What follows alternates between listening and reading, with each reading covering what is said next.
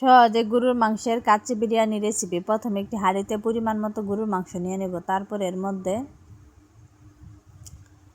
আদা বাটা, রসুন বাটা, 3 রকমের বাদাম পেস্ট, তেজপাতা, খাল, এলাচ, পেঁয়াজ বেরেস্তা, লবণ, পরিমাণ মতো তেল, কাচ্চি বিরিয়ানি মশলা ও পরিমাণ মতো পানি দিয়ে দেব। তারপর এর মধ্যে গোলমরিচ ও টমেটো সস দিয়ে ভালোভাবে নেড়েচেড়ে মিশিয়ে ঢাকনা দিয়ে ঢেকে দেব 8 ঘন্টার জন্য।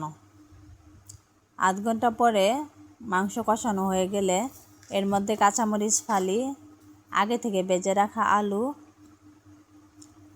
আগে থেকে সিদ্ধ করা বাসমতি চাউল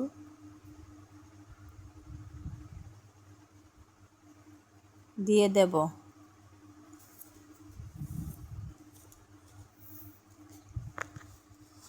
তারপর এর মধ্যে কিছু পরিমাণ জর্দার রং দিয়ে দেব। সবশেষে পেঁয়াজ বেরেস্তা দিয়ে ঢাকনা দিয়ে দমে রেখে দেব 8 ঘন্টার জন্য।